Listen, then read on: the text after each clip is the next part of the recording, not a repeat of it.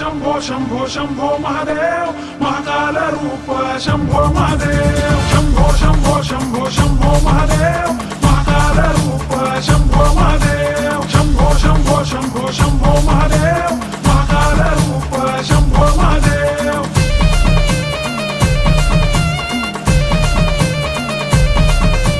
दोन तासांनी माझा मला फोन आला बर आणि 2 तासांनी फोन आल्यावर तिथं ते मला म्हणलं की व्हॉट्सअप चेक करा.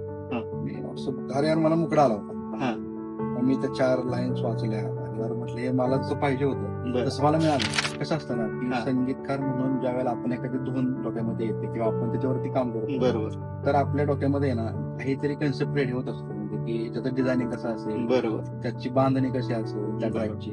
तर ते डोक्यामध्ये मला सतत रेट चालू होतं की आता आपण रिदम तर एनर्जेटिक करायचा आहे, बरोबर. साऊंड पण वेगळा पाहिजे, पण आपण महादेवांचं गाणं करतोय बरोबर त्याच्यामध्ये तो पण एक वाईब पाहिजे आपल्याला. बरोबर बरोबर मग कसं काय करता येईल त्याला मी जेव्हा ट्रॅक पाठवला ना त्याला पाठवलं मी करून त्याला मला फोन आला म्हणलं सर तुम्ही कोणी गायले. हा. मी पण त्याला म्हणा तुझं आवाज हा. मला नाही सर तुम्ही खोटं बोलताय. मी एखाद्या ट्रॅक ज्या वेळेला करतो कोणताही ट्रॅक असेल तर त्याचं डिझाईन माझ्या डोक्यात क्लिअर असतं की मला काय करायचंय. आम्ही स्वतः जगतो त्या गोष्टी की बरोबर हा बाबा ह्या झोनवर गाणं करायचंय Correct. त्या हिशोबाने करायचं. ती गोष्ट आपण जोपर्यंत जगत नाही तोपर्यंत ती गोष्ट उतरत नाही. उतरतच नाही बरोबर.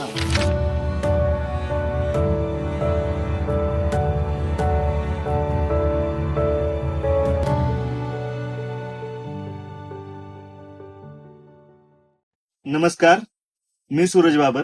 आज आपण आहोत हाऊस बीट या म्युझिक स्टुडिओमध्ये. हा म्युझिक स्टुडिओ आनेवाडी जिल्हा सातारा येथे आहे. हा स्टुडिओ प्रशांत परांदे या संगीत दिग्दर्शकाचा आहे. आपण आज या स्टुडिओमध्ये आहोत त्याचं एक खास कारण आहे. आपण या स्टुडिओमध्ये तयार झालेलं आहे आणि प्रशांत परांदे यांनी संगीतबद्ध केलेलं शंभो महादेवा हे गाणं बनण्याची प्रोसेस आज त्यांच्याकडूनच जाणून घेणार आहोत. तर आपण सुरू करूया. आधी तर नमस्कार आणि तुमचं स्वागत. आम्हाला तुमच्या शंभू महादेवा या गाण्याची प्रोसेस जाणून घ्यायची आहे. तर सगळ्यात महत्वाचा प्रश्न असा होता की हे गाणं तुम्हाला सुचलं कसं? संगीतकार म्हणून माझा प्रवास चालू होत असताना मला महादेवांसाठी काहीतरी करायचंय किंवा भक्तीच्या माध्यमातून काहीतरी सेवा करायची. हे माझ्या पहिल्यापासून डोक्यात होतं, पण असं काहीतरी करेन किंवा असं काहीतरी घडल हे मला माहिती नव्हतं. आणि मला करायचं होतं तर काहीतरी एनर्जेटिक करायचं होतं. म्हणजे महादेवांसाठी काहीतरी करतोय तर मग एनर्जेटिक करायचं होतं. बरोबर तर मला एक धून सुचली अचानक की बाबा जी धून तुम्हाला माहिती होतं ती धून अशी होती.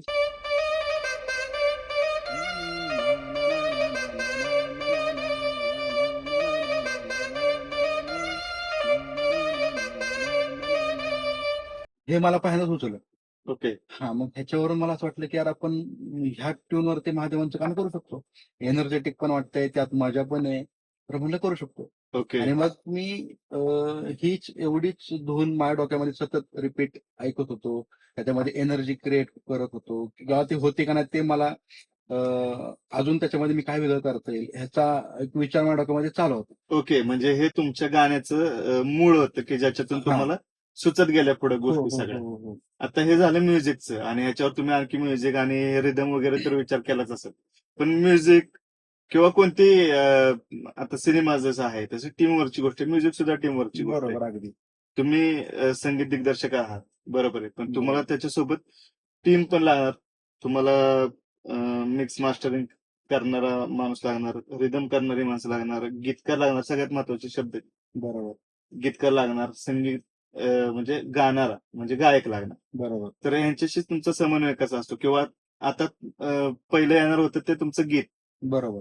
तर ते गीत लिहिताना तुम्ही गीतकाराशी कसा समन्वय साधला? त्याचा काय किस्सा हा, काय आहे म्हणजे का? ते आम्हाला ऐकायचं. नेहमीच्या गाण्यांपेक्षा म्हणजे इतर जे गाणी मी करतो ना हम्म. त्याच्यापेक्षा ह्या गाण्याचा पण किस्सा फार वेगळा आहे लेखकाचा सुद्धा. गीतकाराचा. हा हा. म्हणजे काय आहे की गाणं म्हणतो ना आपण की एखादी धून आपल्या डोक्यामध्ये सतत चालू असते आणि आपल्याला त्या धून बद्दल माहिती असते की आता हे घडणार आहे, आता हे गाणं महादेवांचं आहे, मला संगीतकार म्हणून मला डोक्यात क्लिअर आहे. हा. आता मला हे लेखकाला लिहायला द्यायचं. तर बरोबर माझ्या डोक्यामध्ये माझा तो मित्र आहे, नेहमी मी त्याच्याकडूनच गाणी करत असतो. म्हणजे बरं. गणेश मोर्या आहे की तो बरं. छान लिहितो. त्याच्या आतापर्यंत माझ्या प्रवासामध्ये तो नेहमी सोबतच आहे. म्हणजे आम्ही स्ट्रगल पासून सोबतच आहे. ओके. आणि त्याला मी पाठवलंय, म्हणलं फोन केला त्याला, म्हटलं की मला असं असं सुचलंय आणि ह्याच्यावरती मला महादेवांचं असं काहीतरी एनर्जेटिक आपल्याला करायचंय. ओके. तर तू एकदा धुवून ऐक आणि आपण त्याच्यावरती काय करू शकतो हे तू मला सांग कशा म्हणजे हिशोबाने लिहून दे. हा काहीतरी शब्द मला जे मला पाहिजे तसे. तर ते झालं. 2 तासांनी मला फोन आला बर. आणि 2 तासांनी फोन आल्यावरती ते मला म्हणलं की व्हॉट्सअप चेक करा. हा. मी व्हॉट्सअप अरे यार मला मुकडा आला होता. हा. मग मी त्या 4 लाईन्स वाचल्या आणि यार म्हटलं हे मला जसं पाहिजे होतं बर. तसं मला मिळालं. आणि मग मी त्याला कॉल केला म्हटलं की जे आत्ता जे मला दिलंय ते बरोबर आहे. मला जे अपेक्षित आहे ते तुमच्याकडून आलंय. आता मला ह्याच्या व्यतिरिक्त पुढचं जे लिहायचं बरोबर बरोबर. त्याचं नरेशन मी सांगतो. बर. आता मला क्लिअर झालंय की मला करायचंय काय. बरं. हा, आणि मग तसं ते पहिल्यांदा जे कोइन्सिडन्स जो झाला की पहिल्या 2 तासामध्ये मला तो मुकडा येणं आणि ते पण उत्तमरित्या येणं. बरोबर. हा म्हणजे ते बनलंच तसं ते. मग तुमचा बॉन्ड एवढा जास्त चांगला आहे, स्ट्रॉंग आहे की ते अगदी 2 तासात कसं काय होऊ शकतं म्हणजे असं? बॉन्ड कारण मी असं ऐकलंय सांगितलं ना की मी की गीतकार गीत लिहून द्यायला किती पण दिवस लागू शकतो. म्हणजे प्रत्येकाचाच गोष्ट आहे ना, प्रत्येक कलाकाराचीच गोष्ट आहे की हा. जे पटकन मनामध्ये कन्सेप्ट क्लिअर होणं आणि ते थॉट क्लिअर होणं ओके. आणि मग तो उतरणं. बरोबर म्हणजे बरोबर. ह्याला काही वेळ लागतो. एखाद्याला जास्तही वेळ लागू शकतो, एखाद्या वेळी कमी वेळ लागू शकतो. मला वाटतं त्या विषयावरच कुठतरी कनेक्ट झाला आणि ते पटकन 2 हो तासात हो होतं. हो हो हो बरोबर बरोबर. अगदी बरोबर. आता हे झालं गीतकाराचं, ते लिहून दिलं आणि अगदी तुम्हाला जसं पाहिजे होतं तसंच त्यांच्याकडून तसंच ते दिलं, लिहून बरोबर. अगदी पहिल्याच लिखाणामध्ये. पहिल्याच ठिकाणामध्ये. हा. पण आता हे झालं, गीत लिहिलं, पहिली ट्यून आली, पण आता त्याला सजवणं, त्याला रिदम भरणं किंवा त्याला आणखी म्युझिक करणं हे पण गरजेचं होतं. तर बरोबर. ते कसं खुलत गेलं, ते कसं डेव्हलप होत आता गेलं? सांगतो. कसं असतं ना की हा. संगीतकार म्हणून ज्यावेळेला आपण एखादी धून डोक्यामध्ये येते किंवा आपण त्याच्यावरती काम करतो बरोबर तर आपल्या डोक्यामध्ये आहे ना काहीतरी कन्सेप्ट रेडी होत असतो. म्हणजे की त्याचं डिझायनिंग कसं असेल, बरोबर त्याची बांधणी कशी असेल त्या बरोबर. ट्रॅकची. बरोबर तर ते डोक्यामध्ये माझ्या सतत चालू होतं की आता आपण रिदम तर एनर्जेटिक करायचा आहे, बरोबर. साऊंड पण वेगळा पाहिजे. पण बरोबर आपण महादेवांचं गाणं करतोय, बरोबर त्याच्यामध्ये तो पण एक वाईब पाहिजे आपल्याला. बरोबर बरोबर मग कसं काय करता येईल? मग त्यासाठी मी डमरूचा पण त्याच्यामध्ये वापर केला. बरोबर आहे. रिदम एनर्जेटिक रिदम करण्यासाठी. स्पेशालिटी स्पेशालिटी हा म्हणजे की तुम्हाला माहिती आहे. भगवान शंकर हा, म्हटलं की भगवान तसं म्हणजे आपण कुठलंही गाणं करताना काहीतरी हा. करण्याचा प्रयत्न करतो. आणि मग मी गणेशला पण म्हणजे आता मला पहिला मुकडा तर आला होता. हा. मुकडा तर माझा डन झाला होता. बरोबर आता माझ्या पुढं लिहिण्यासाठी मला त्याला सांगायचं होतं की कशा सांगायचं. हिशोबाने लिहायचंय. त्याला नरेशन मला द्यायचं होतं. बरोबर मग मी माझं सुरुवातीला जे डिझाईन होतं त्या ट्रॅकचं, जी बांधणी होती ती मी सुरुवातीला क्लिअर केली. बरोबर. मला तो पूर्ण माझ्या डोक्यात बांधून घेतला ट्रॅक आणि मग त्याला ओके. सांगितलं की बाबा मला इथं कोरस हवाय, ह्या 4 लाईन्स मध्ये पहिला अंतर आहे, ह्याच्यानंतर ह्या गोष्टी आहेत. मग मी त्याला ते नरेशन, तो सिक्वेन्स मी त्याला सांगत गेलो ओके आणि त्या सिक्वेन्सने मला त्याने ते करून दिलं गाणं. ओके. हे नंदीच्या गजरात झंकार छेडी गर्दन वळवून उडवी वादळ गाडी विनाशकाय रूपामय शंभो महादेवा रूप तुझे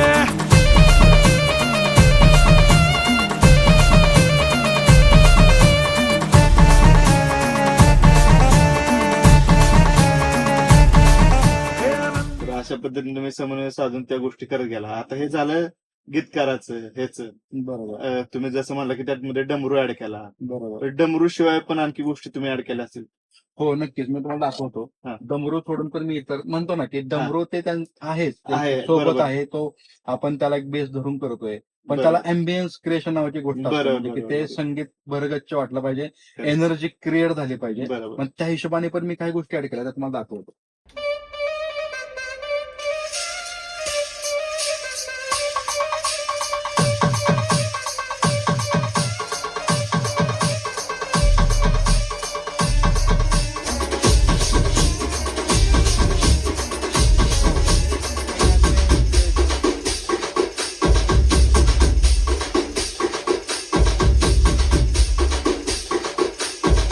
हा म्हणजे हे असं एकत्र सोबत म्हणजे त्या सगळ्या बाकीच्या गोष्टी भरून घेतल्या. हा बाकीच्या गोष्टींनी त्याच्यामध्ये एक अँबियन्स क्रिएशन करून तो साऊंड मला जो पाहिजे होता हा. तो मी एक क्रिएट करून घेतला. त्याच्यामध्ये एक एनर्जी, तो कसा वाटतोय, त्याचा बरोबर. ताल, त्याच्या गोष्टी.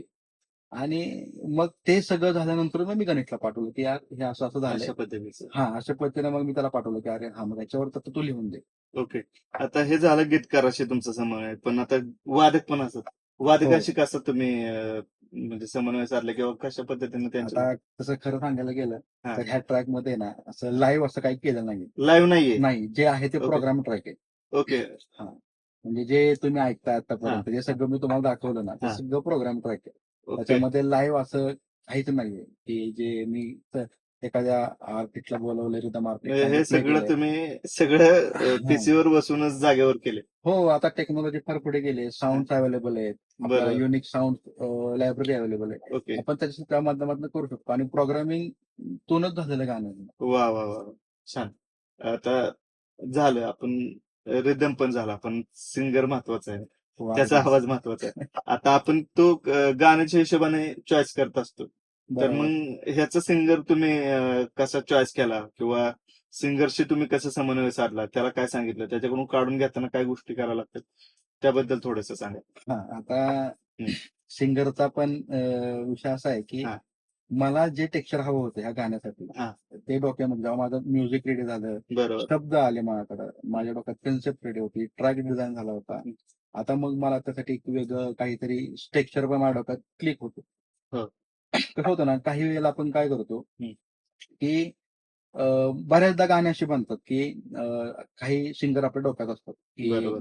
की आपल्याला अमुक अमुक सिंगर करून Singer आपल्याला ते घ्यायचंय. घ्यायचंय आणि हम्म. मग ते तशा हिशोबाने पद्धतीने आपण तो बांधतो, म्हणजे संगीतकार बरोबर. ते बांधतो. पण ह्याच्यामध्ये ना पायलट ज्यांनी गायला, म्हणजे माझा मित्र आहे सत्यम सावंत, हम्म. तो छान गातो, माझ्याकडे सोबत नेहमी असतो. ओके. नेहमी माझ्या गाण्याला त्याचा फार बरं. अनेक गाण्यांचा त्याचा आवाज आहे बऱ्याचशा गाण्यांना. बरं. तर त्याला म्हटलं, अरे आपल्याला एक गाणं करायचंय हा. आणि मी माझ्या डोक्यामध्ये शब्द रेडी आहेत, त्या गोष्टी रेडी आहेत. हा. तर म्हणजे एकदा आपण करूयात. तर तो मला म्हटला ठीक आहे करूयात. हा. आणि मग मी त्याला सांगितलं की आल्यानंतर आमच्या जेव्हा बसलो आम्ही, त्याला दाखवलं म्हणजे महादेवांचं असं ते गाणं हा. आणि आपल्याला ते करायचं. हा. आणि मग तो मला म्हटला की ठीक आहे, मग आम्ही पायलट रेकॉर्ड करून घेतलं. पायलट हा, पायलट ट्रॅक म्हणजे स्क्रॅच असतं ना, हा. स्क्रॅच मी त्याच्या आवाजामध्ये रेकॉर्ड करून म्हणजे आपण म्हणू की मेन मुख्य गाणं रेकॉर्ड करायच्या आधी आपण एक रेफरन्स साठी रेकॉर्ड करतो असं पाहिलं. बरोबर बरोबर. असं तुम्ही तुमच्या मित्राकडून रेकॉर्ड केलं. Rec- तुम्ही म्हणालात की पायलट सिंगर म्हणून मी सत्यम सावंत कडून गाऊन घेतलं, बरोबर पण फायनल सिंगरचं स्ट्रक्चरच मला सापडत नव्हतं. बरोबर बरोबर आहे. बरोबर. तर मग तुम्ही ज्यांनी पायलट गायलं त्याच्याकडूनच फायनल का नाही गाऊन घेतलं? हा, म्हणजे आता त्याचा आवाज आहे ना, मला सांगितलं ना मी की मला हे एनर्जी वाला ट्रॅक आहे, एनर्जी बरोबर. असणारा ट्रॅक आहे. बरोबर. की जसं की रिदम वाईज किंवा साऊंड वाईज त्याच्यामध्ये एनर्जी, तर आवाजात पण एक एनर्जी मग ते पाहिजे. त्याच्या आवाजात एनर्जी त्याच्या आवाजामध्ये एनर्जी म्हणजे त्याचा आवाजच असा फार असा गोड आवाज आहे, म्हणजे की म्हणजे पातळ असा. हा, पातळ आवाज, त्याचा ब्रॉड असा आवाज नाहीये. आणि मग ओके. त्याच्यामुळे ते पटकन पोहोचत नाही.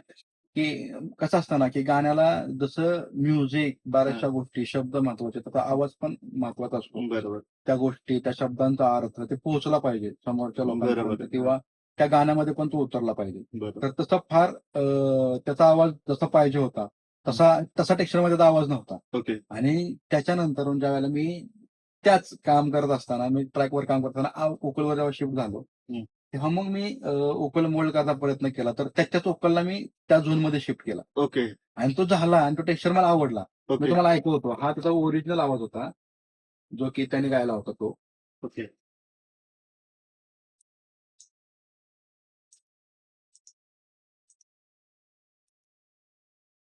सर्व शक्तींचा शंभो रूप तांडव करीतो महाकाय रूप ध्वनी निनाद आकाशे व्यापते रौद्र तांडवाने हा, म्हणजे हा त्याचा ओरिजिनल टेक्स्चर होता. आणि ओरिजिनल मी ज्या ओरिजिनल वेळेला- पण चांगला होता की नाही, त्याच्यामध्ये एक एनर्जी पण थोडी मिस आहे ना. म्हणजे ह्या गाण्यासाठी तुम्हाला वेगळं हा, पाहिजे हा, होतं, या त्याचं गाण्यासाठी. दुसऱ्या गाण्यासाठी त्याचं चालू शकतो. हा, म्हणजे मी मगाशीपासून सांगतोय की मला हा. वेगळं टेक्स्चर हवं होतं. ओके. टेक्स्चर साठी टेक्स्चर तुम्ही साठी पाहिजे बघता. होतं मला. ते तर ते मग जेव्हा मी चेंज केलं हा. तेव्हा ते असं ऐकू आलं. सर्व शक्तींचा शंभो रूप तांडव करीतो महाकाय रूप ध्वनी निनाद. याच्यामध्ये एक एनर्जी ऍड झाली. याच्यामध्ये तो म्हणतो ना की काही वाईब्स असतात त्या पण खुलल्या आणि ओके. त्याचा आवाज मग मला हा वाला टेक्स्चर मला वाटलं की अरे हा, आपण हे केलं, ओके. झालंय ते आणि आवडलं मला पण ते. की बरोबर. मी ज्या टेक्स्चरच्या हिशोबाने मला जो टेक्स्चर हवा होता हम्म. त्याच्यापर्यंत मी पोहोचलो त्याच्या आवाजातून आणि मग मी तोच आवाज फायनल केला. तो फरक बघू शकतो का आपण म्युझिक सोबत? त्याचा ओरिजिनल आवाज कसा होता आणि म्युझिक सोबत त्याचं तुम्ही हा, चेंज केलेलं, हा, म्हणजे त्यात नक्की. आपल्याला फरक कळू शकेल. हा, नक्की.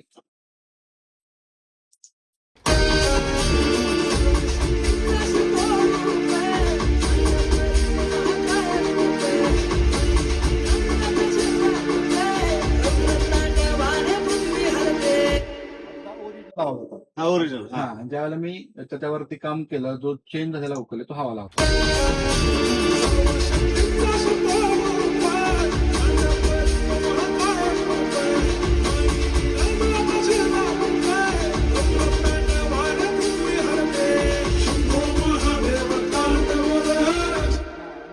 अजून एक युनिक किस्सा असा पण आहे हम्म. की आपण मोस्टली कोरस कसा रेकॉर्ड करतो, म्हणजे कोरस जो रेकॉर्ड करतो ते काय तो- 4-5 हा. सिंगर असतात ना कोरस. हा बरोबर.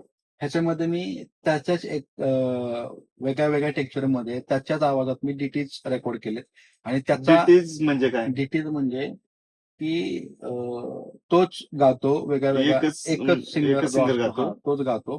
परत गातो. हा रिपीट आपण त्याचे टेक रेकॉर्ड करतो, ते त्याचे mix लेयर्स करतो. बांधतात. हा त्याचे हा. लेयर्स बांधतात आणि त्या लेयर्स वरती आपण त्याला पॅन्स वगैरे करून ओके. त्याला पण त्याच्या पण वोकल्स वरती काम करून त्याचा एक वेगळा टेक्स्चर करून त्याला पण मी कोरस म्हणून उपयोग केला आणि तोही एक्सपेरिमेंट मला फार आवडला. म्हणजे ओके. की जे हवं होतं ना ते मला त्यातून मिळत गेलं. असं ते गाणं तयार झालं. हा वा. आणि मग त्याचा काय किस्सा आहे की आता त्याचं तुम्ही केलं, त्याच्यावर काय हे करायचंय ते संस्कार केले, पण त्याच्याबद्दल सत्यमचं त्या सिंगरचं काय मत होतं? हा आता सत्य मला ऑलरेडी म्हणजे हे काम करत असताना मी जेव्हा माझं हे म्हणजे track record सिंगरचं झालं, असतं ना की बरंच सिंगर किंवा बरंच कलाकारांचं असतं, "यार माझं ओरिजिनल आहे, माझं, आणि ते माझं राहिलं पाहिजे, ते बदलू नका." नाही असा असं विचार काय? तो नाही कधी करत. म्हणजे नाही. बरं. आतापर्यंत जेवढ्या वेळेला आम्ही काम केलं हा. तेवढ्या त्याचा असं म्हणजे त्याचा असं मला कधी नाही जाणवलं की बाबा पण त्याने ऐकलं प्रोडक्टला ते. प्राधान्य हा आमचा पहिला पहिल्यांदा एकत्र काम करण्यापासून प्रोडक्टला प्राधान्य हे आमचं ठरलेलं आहे. म्हणजे की दृष्टिकोन हा आहे. मग प्रोडक्ट छान झालं पाहिजे, बरोबर. म्हणजे ओरिजिनलिटी आणि त्या गोष्टी. मग काही वेळेला आम्ही ओरिजिनल पण चांगलं वाटतं आम्ही तेही ठेवतो. ह्याचा किस्सा म्हणजे त्याला मी जेव्हा ट्रॅक पाठवला ना, त्याला पाठवलं मी करून, त्याचा हा. मला फोन आला, म्हणलं सर तुम्ही कोणी गायले? हा. मी पण त्याला म्हणलं अरे तुझाच आवाज आहे. हा. मला नाही सर तुम्ही खोटं बोलताय. अरे ओके. म्हणलं हा तुझाच आवाज आहे. नाही म्हणलं सर खरं खरं सांगा, म्हणलं कोणाच्या आवाजात रेकॉर्ड केलं? म्हटलं हा. अरे म्हटलं नाही तुझ्याच आवाज आहे, हा तुझ्याच आवाजात रेकॉर्ड केले, तुला वाटलं तर आणि ये स्टुडिओला तुला दाखवतो मी. हा. आणि मग तो स्टुडिओला आल्यानंतर मी त्याला दाखवलं की अरे हे बघा तुझा ओरिजिनल असा होता, हा. त्याच्यावरती मी असं काम करून हे केलंय बर. आणि ते कसं वाटतंय. मग तो म्हटला अरे सर लय भारी वाटतं. ओके. नाही ते फरक तर आता आपण ऐकताना पण जाणवला, तो पातळ आणि तो भरलेला आवाज 100% बरोबर. फरक आहे. आणि 100% ते भरल्यानंतर चांगलं वाटतंय. पण चांगली गोष्ट आहे, तुमच्यासोबत सिंगर आहे, त्यांना तुम्ही प्रयोगामध्ये ते तुम्हाला साथ देतात आणि हे अशा पद्धतीने गाणे तयार झाले.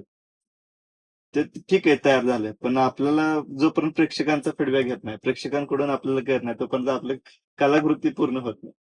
तर आता त्या गाणं तुम्ही रिलीज केलं त्यानंतर प्रेक्षकांची काय प्रतिक्रिया होत्या त्या थोड्या सांगाल का? हा आता फार योग्य मुद्द्यावरती आलाय तुम्ही, की प्रत्येकाला वाटतं की आपण केलेलं काम लोकांपर्यंत पोहोचलंय पोचले का, आणि त्यांचं मत कशा काय हिशोबाने त्याच्याबद्दल? पोहोचलंय, त्यांचं मत काय आहे, किंवा ते कशा हिशोबाने ऍक्सेप्ट करतात, त्यांना आवडतंय का? आवडतंय का, हा हे बरेचसे प्रश्न असतात आपल्याला. बरोबर. तर मी ज्यावेळेला गाणं रिलीज केल्यानंतर माझ्या बऱ्याचशा मित्रांचे फोन आले मला.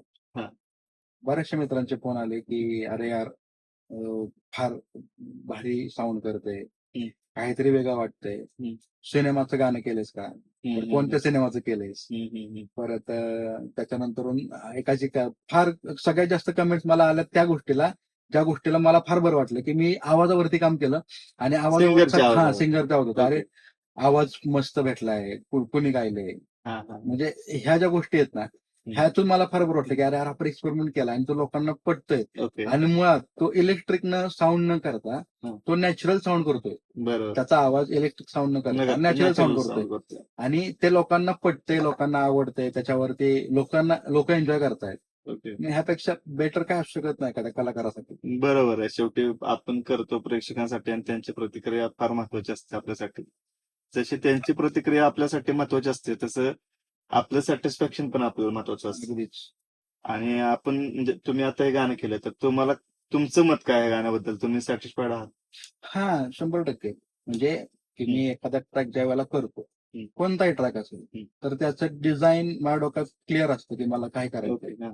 आणि मी त्या पद्धतीनेच त्या गोष्टी करत जातो. म्हणजे की बाबा एखादं गाणं करायचंय तर ते कसं झालं पाहिजे. बरं ती गोष्ट आपल्याला आम्ही स्वतः जगतो त्या गोष्टी, की हा बरोबर. बाबा ह्या झोनवर गाणं करायचंय, त्या त्या हिशोबाने करायचं. ती गोष्ट आपण जोपर्यंत जगत नाही तोपर्यंत ती गोष्ट उतरत नाही. उतरतच नाही. हा बरोबर. ही गोष्ट आहे. तर ह्या गाण्याचं पण सेम तसंच आहे. जोपर्यंत मी ते गाणं जगलो, ते गाणं माझं ते प्रत्येक गोष्ट म्हणजे त्या गाण्यामध्ये रिदम असेल, म्युझिक असेल, सिंगरचा टेक्स्चर तर तुम्हाला सांगितलंच काय की बरोबर सगळ्यांना. बरोबर. म्हणजे ह्या सगळ्या गोष्टी आहेत ना, ह्या सगळ्या गोष्टी मला जशा हव्या होत्या त्या घडत गेल्या. 100% मला सॅटिस्फॅक्शन का नाही मिळणार? बरोबर. म्हणजे जुळूनच एखादी झालं गोष्ट सगळं. एखादी गोष्ट आपण ठरवतो, ती गोष्ट आता सिंगर तर अवेलेबलच नव्हता.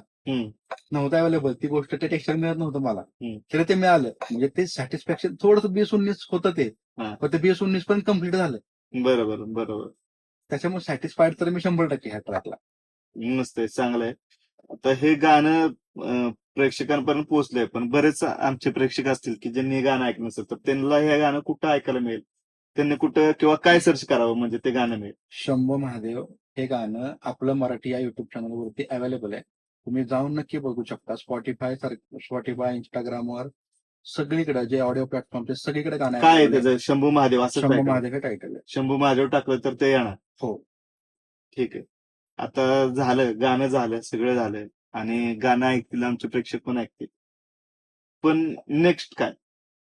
झाल्यानंतर आता पुढे काय? प्रत्येक कलाकाराला विचारलेला हा कॉमन प्रश्न. नाही, बरोबर आहे ना. आपण एक कलाकृती केली, ती प्रेक्षकांपर्यंत पोहोचली, आपल्याला सॅटिस्फॅक्शन मिळालं, पुढच्या प्रेक्षकांना पण ते आवडलं. पण ते आवडणं आणि आपलं सॅटिस्फॅक्शन असणं हे कुठेतरी आपली जबाबदारी वाढवणार असतं आणि बरोबर. आपल्याला जे आपण आता काय केले त्याच्यापेक्षा आणखी बेटर काय करू शकतो हे बघणं असतं. बरोबर. तर मग हे पुढचं नेक्स्ट नक्की तुम्हाला याच्यापेक्षा किंवा चांगलंच करावं लागणार. नाही म्हणजे चांगलं म्हणजे कुणाला वाईट करायचं नसतं, चांगलंच करायचं असतं.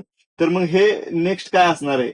माझं कसं आहे की माझा कोणताच जॉनर असा फिक्स नाहीये. म्हणजे बरं. मी जे काही नवीन करेन ते ह्याच जॉनरचा असेल किंवा आता हे पण ट्रॅक जे झालं ना, हे पण काय असं मला जॉनर ठरलेला नव्हता. मला बरोबर. एनर्जेटिक पाहिजे, डिझाईन केलेलं होतं ते मी उतरवलं. बरोबर. तसंच जे नेक्स्ट जे ट्रॅक येते ते थोडं सरप्राईज आहे, काहीतरी वेगळं आहे, काहीतरी नक्की जॉनर पण वेगळा आहे. ओके. सो की नक्कीच तुम्हाला ती गोष्ट तो ट्रॅक लगेच काही दिवसात तुम्हाला ऐकायला ऐकायला मिळून मिळेल. ठीक आहे. सरप्राईज आहे तर सरप्राईज सारखं असेल, काय हरकत नाही. तर हे होते संगीत दिग्दर्शक प्रशांत फरांदे. आपण त्यांना पुढच्या वाटचालीसाठी शुभेच्छा देऊ आणि ह्या गाण्यासाठी अभिनंदन करू. धन्यवाद.